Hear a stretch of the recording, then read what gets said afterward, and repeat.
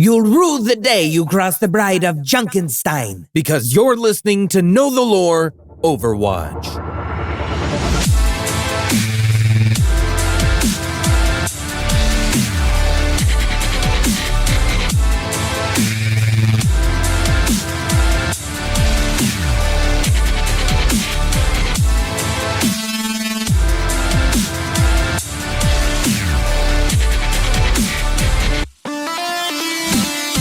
Hello everyone and welcome to the final episode of Know the Lore Overwatch. I am your lore master Spartacus, and boy oh boy, has it been a wild ride over the last several years of doing this show. There were times we had tons of lore to sift through, and then there were months of nothing, and then like a couple years of nothing. And now we're here and we've gotten some new stuff, but alas, all things must come to an end eventually. There are multiple reasons for closing the book on this show, and I've mentioned many of them in preceding episodes, so I won't beat that dead horse again at this point. Stay tuned. What I will do right now, though, is let you know that this episode may be a bit of a surprise, because despite the title, this will be a little bit more of a hodgepodge and deviate a bit from the normal. You'll see what I mean when we get there. But first, let's start off with the titular story, which I've selected, which is the lore that follows up from the revenge of Dr. Junkenstein. This is the Wrath of the Bride. And what we're going to do here is I will kind of just explain the story that takes place as players would play through it, and throw in some key tidbits there for those who did not play it or skip the dialogue and really just wanted to farm those achievements. So, the story starts out featuring 4 characters: an outlaw on the hunt for wealth and treasure, a butcher who dealt in death and cadavers, a fortune teller forever haunted by the future, and a sleuth who faced more questions than answers. It's Ashe, Junker Queen, Kiriko, and Sojourn for those who didn't pick up on that. So, in the Dr. Junkenstein tale, the Mad Doctor who was banished from the castle had returned, taking the Lord of the Castle captive, and brought his allies to secure his position. As we covered all of that in the episode all about Dr. Junkenstein, a group of 4 heroes managed to slay his allies and Dr. Junkenstein himself, thus freeing the Lord of the Castle. However, in this tale, someone new has repeated Dr. Junkenstein's previous actions and taken control of the castle, kidnapped the Lord, and the surrounding village is now swarming with Zomniks.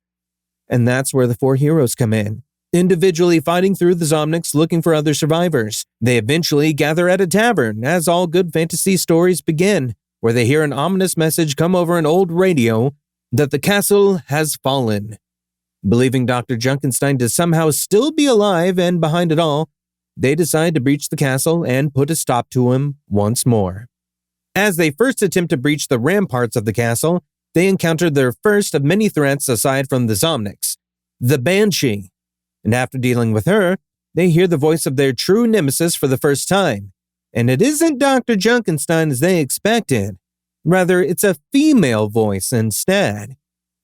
As they pass through the ramparts, the group is attacked by several large gargoyle statues come to life, and it's after defeating them that the voice reveals itself to be a grieving widow, aka the Bride of Junkenstein, which was basically a handcrafted lever created from various body parts and brought to life by Junkenstein's mad science, just like his creature from the original story. The heroes find their route blocked and attempt to take a shortcut within the ramparts. After pulling a few levers looking for a secret passage, their consciousness is transported into a shared nightmare full of several floating, crudely stitched together marionettes attempting to kill them. Of course. Once they're all defeated, the heroes wake up, pass through the correct hidden door, and find themselves at the bridge leading to the castle, where they are assaulted once more by more gargoyles and the resurrected dragon-like summoner, one of Junkenstein's former allies. Once all of those are defeated, the outlaw uses dynamite to blow open the castle doors, where they are met by an unkillable ghost. I don't think you can really kill a ghost. Has anyone tried? Anyways, the unkillable ghost will haunt them for the rest of their journey in an attempt to drain their life force. Now, upon making their way through the castle, they find themselves in a large room where the Lord of the Castle cries out for help, strapped to an operating table when the bride makes her appearance. Aided by her Zomniks as well as the ghost, the bride will attempt to carry out her plans to turn the Lord of the Castle into a monster, all the while destroying the heroes. In the end, per the story's sake, the four heroes stop the bride, which banishes the ghost, saving the Lord, and all is well for now. Okay. So there you have it, the Wrath of the Bride. And now, as promised, the rest of the episode will continue. And this is not going to be normal, as this is going to delve way behind the scenes and shed a lot of light on many of the reasons I am deciding to walk away from continuing this podcast after finishing out what I had originally planned. And it begins with Cole Cassidy. If any of you play the game and don't follow what has been happening behind the scenes, you're probably wondering, why the heck did they change Jesse McCree's name, and why is it Cole Cassidy? And some of you that do know why might be interested to know how that fits into the lore. Well, originally, I really wanted the last episode to be a deeper dive on Cassidy with that in mind. But as I snooped and snooped and snooped, there really just isn't a lot there, even for as big of a change as, changing a character's entire name. So here it is. In the lore, he was born Cole Cassidy, but started going by the name Jesse McCree for unknown reasons in his teenage years. Yeah, that's the honest-to-God answer we got. I mean, he started getting into trouble with the law around that time, so you can jump to the conclusion in your head that he wasn't entirely proud of the things he did, so he adopted a new name. But that would be speculation and not the actual lore. For the switch back pre-Overwatch 2, it's as simple as he wanted a fresh start. He did his stint as an outlaw and for Blackwatch, and then as a bounty hunter for hire, and he grew tired of it. With Overwatch 2, he's basically kind of the de facto leader of the new group, so he decided to revert back to his real name and leave the past behind. That's it. That is all of the lore behind the name Cole Cassidy. That's all.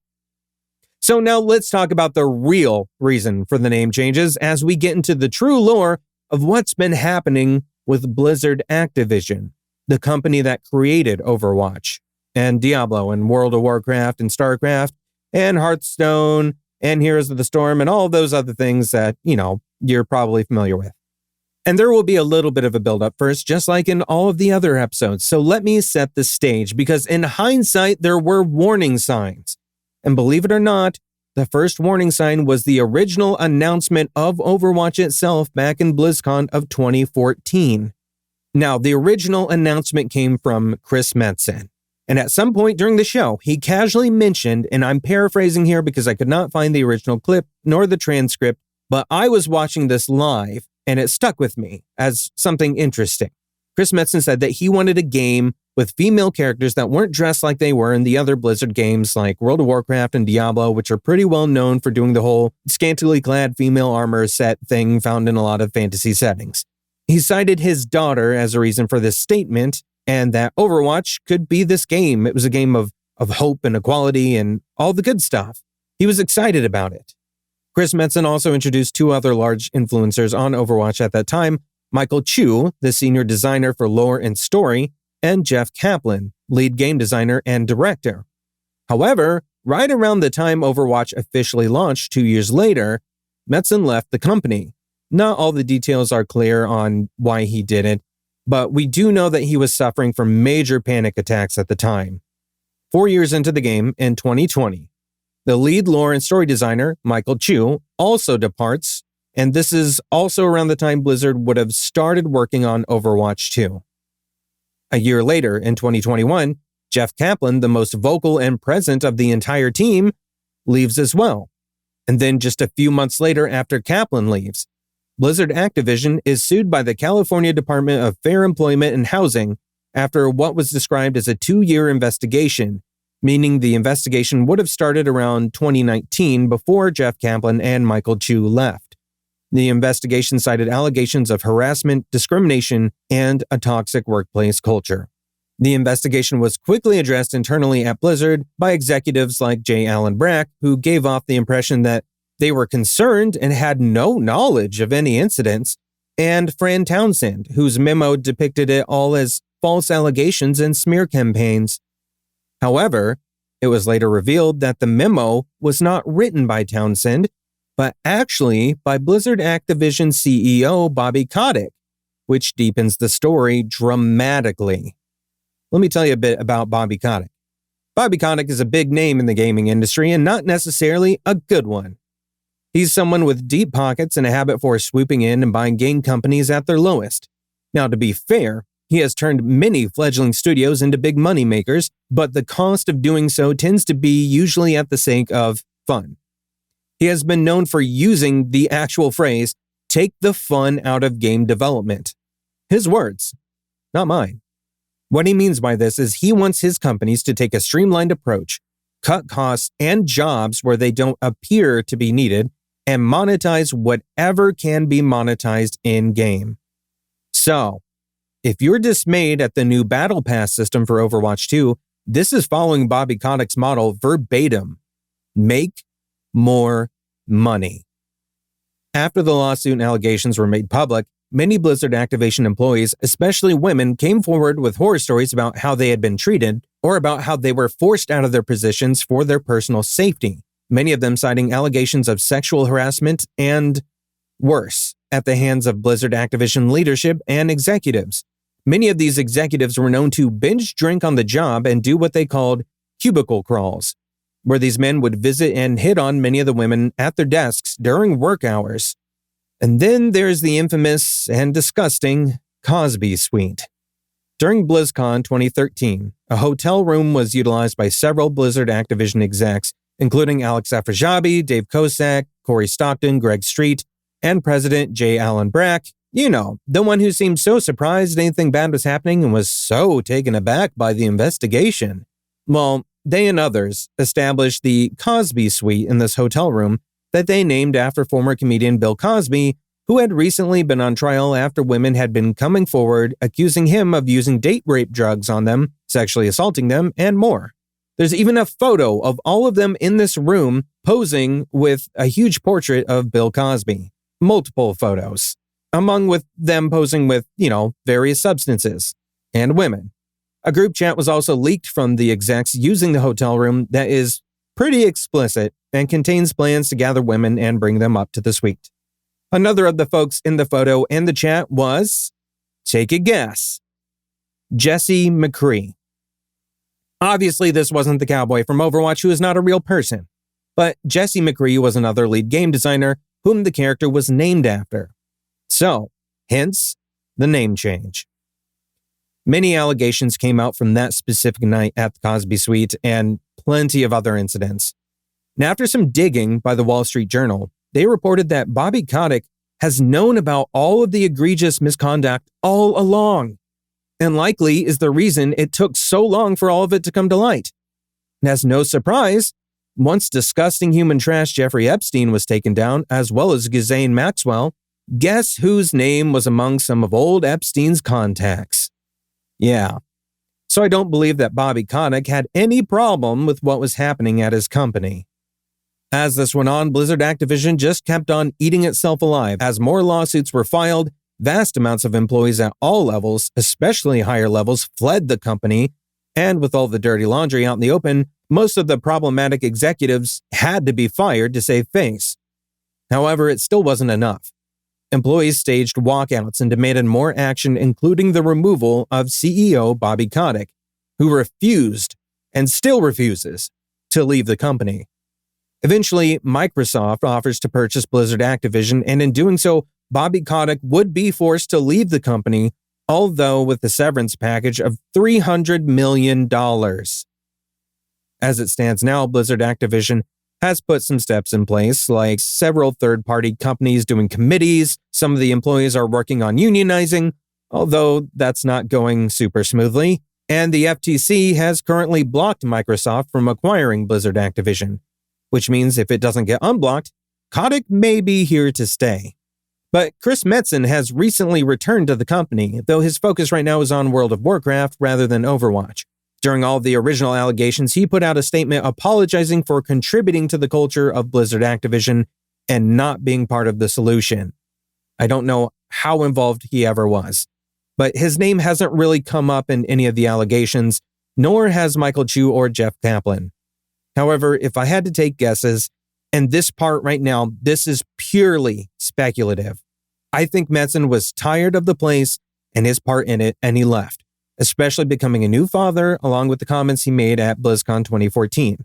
Jeff Kaplan later did say that he did his best to protect the Overwatch team from all the politics and quote-unquote BS of Blizzard Activision for several years, but didn't really elaborate more.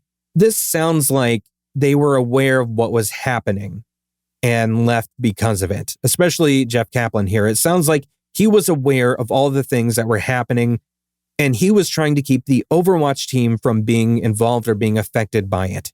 So I believe folks like Michael Chu and Jeff saw the writing on the wall and the struggle between what Kotick demanded for Overwatch 2, which was make more money, and the demand being put on the Overwatch development team and all of the mismanagement going on amidst all these investigations. And I think that's what caused Chu and then Jeff to walk away, especially knowing about all the horrible things that are about to come to light. Again, pure speculation, so don't take those parts verbatim. However, it leads me to the end of this episode and the end of the podcast. I struggled for a long time coming back to this podcast because of the whole, how do you separate the artist from the art idea? A lot of folks are having that debate lately with the whole Hogwarts Legacy thing and J.K. Rowling. And I'm not here to shame you either way. Play the games or don't. It doesn't make you a good person or a bad person. But this podcast started as a celebration of a game I loved because it brought joy and hope and a fun atmosphere. However, for me personally, it's been tainted by everything that's happened behind the scenes, as well as the Overwatch 2 game. The new system is just not rewarding as a player, and I find myself occasionally playing because a few matches can be fun here and there, but there's just no drive anymore with how the system functions. There's no need to keep at it, especially competitive. It's become a cash cow that's wearing Bobby Kotick's ideals on its sleeve, where money is more important than the fun. And I started this to celebrate the fun. So, with all that said, we're at an end. There's other creators out there that make great content around Overwatch, so I want to recommend them for all of you that are still hoping to find more. My personal favorite is Stylosa on YouTube, Stylosa. Please look him up. Hame is great for lore, Hammeh. Look him up too. Both of them will likely continue for some time. I'll still be playing the game here and there. I'm just going to be playing much more casually than the old days of Overwatch. And I do hope the best for the future of the game, for the future of the employees, and for all of you. And I want to thank you for taking this trip with me through all the good and the bad the world of Overwatch has to offer. So, take care of yourselves. And remember, the world could always use more heroes. If you enjoyed the show, please rate, like, subscribe, comment, or share this episode, as every little bit you do helps the show and helps me out tremendously. Know the Lore is recorded and produced by NerdSloth. More episodes can be found at NerdSloth.com, along with our other shows. You can find us on most social media platforms at NerdSloth HQ. Music heard during the show is the Overwatch Victory theme, remixed by DJ Affixia. Go to affixia.com to hear more.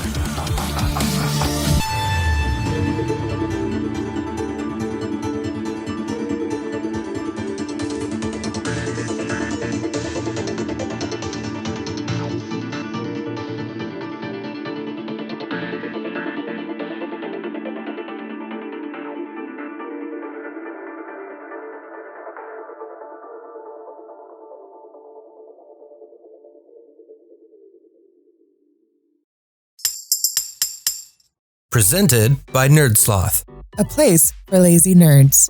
If you like what you heard, consider donating at patreon.com/nerdsloth so we can continue bringing you quality shows. Be sure to also leave us a review and share your favorite episodes and clips on social media. If you're looking for more content, visit us at nerdsloth.com.